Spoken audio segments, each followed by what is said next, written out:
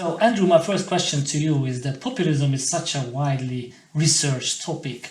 What are the more specific themes, research subject that you specifically are interested in concerning populism? So, as I started to say before, since about 1980-81, I've been interested in the problem of democratization. And I have a real stake in not just the survival, but the further democratization of democracy. So this is the general problem that brings me also to populism, because on the one side, populists also say that our democracy is not democratic enough, and they wish to democratize it. On the other side, empirically and also logically, one can see how so many places populists on both left and right have actually deformed democratic life and produced authoritarian outcomes. So what I'm interested in is both the critique of existing democracy, existing forms, and the conflict between democratic and anti-democratic or authoritarian initiatives.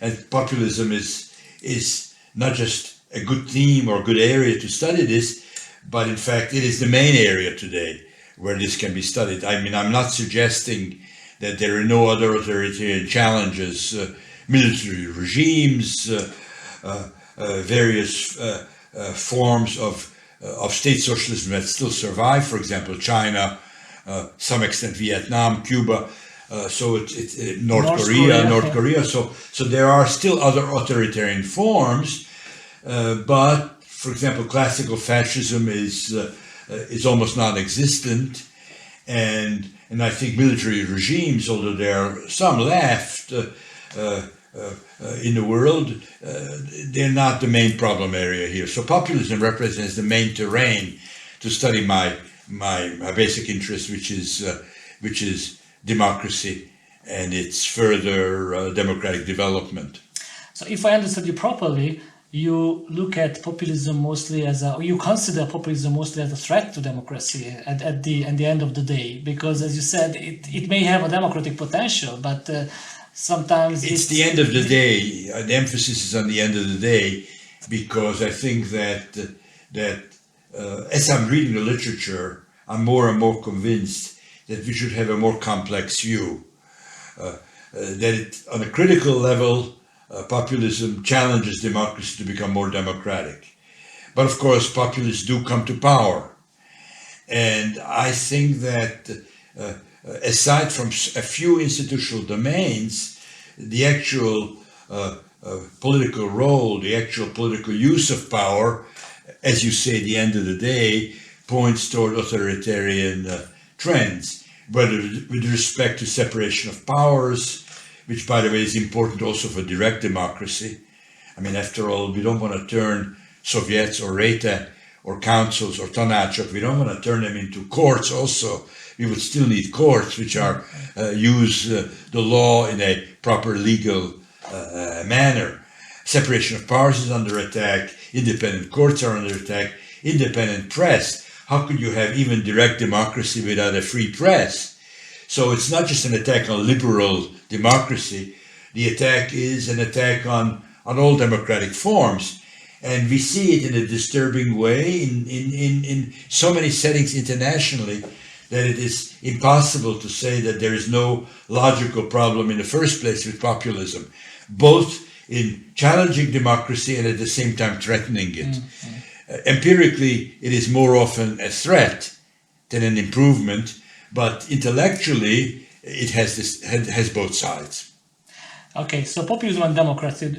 This is your that would be my problem area. Yes. And what do you think what are the other subject matters that are maybe understudied or should require more attention from researchers concerning populism? Well, of course, there are papers in these areas, but let me just mention them. One of them is my research area most directly is populism and the Constitution. You would think populists are against constitutional government, but in fact they try to promote their version of constitutional government. And this is not like it was in state socialist countries where you have a paper constitution and nothing depends on it, nothing is used. They do adhere to some aspects of it. And I don't know I can't judge in Hungary so well, but for example, Chavez would still organize referenda. And when he lost, he accepted it. Mm-hmm. So sometimes the constitution does matter. And so in that sense, constitutional relationship of populism and constitution is one important area. A second one is party systems, because populism, so far as I know, have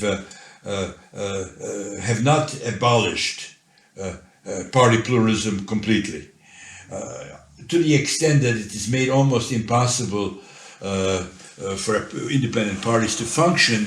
Perhaps there is an authoritarian construction of a populist regime, which is then different than just a populist government. So in almost all settings where there are populist governments, there are elections, there are oppositional parties, and yet populists tend to win. Sometimes they win through cheating, but very often they win fairly and freely, as Fidesz has won at least its first election, maybe it's even first two, freely and fairly. So the question is then, what is in the existing party system that enables a party like this, which is in some sense challenging the party system's existence, attacking and demonizing oppositions, nevertheless they win. So studying parties, political parties would be, and there are some people now who are turning in that direction. I think in order to understand why there's so many populisms internationally, we have to understand the context. And there, it's not a single constitutional reality that different countries have. They have different kinds of constitutions. Even the party systems are different.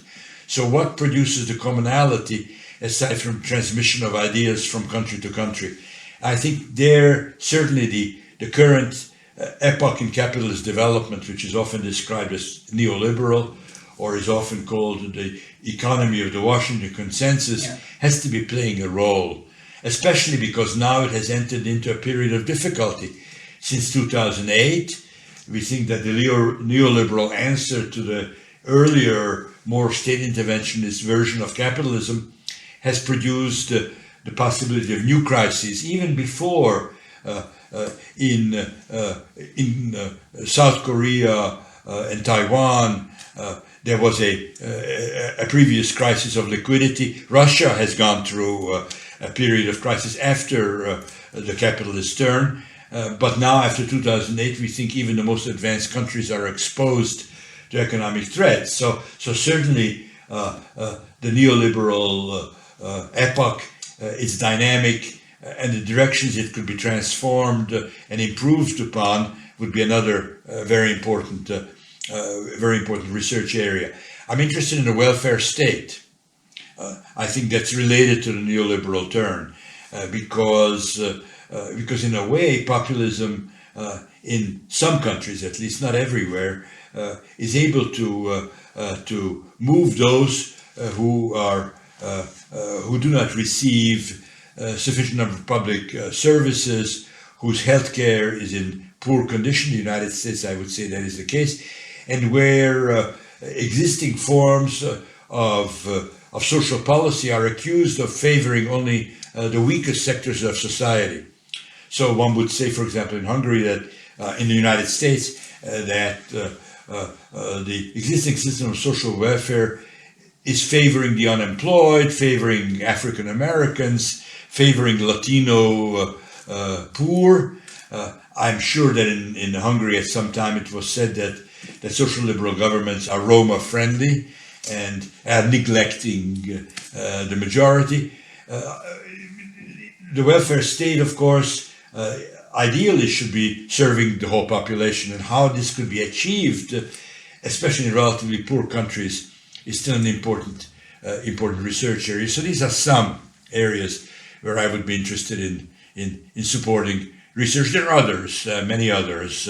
Certainly, political rhetoric would be, a lot of people study that. What is the rhetorical form in which one-person leaderships can succeed in so many countries. Populism and media, what you're doing, this is a really big research area. A lot of people are convinced that the contemporary populist wave, which of course earlier populist waves relied on radio and television, so it was never media free.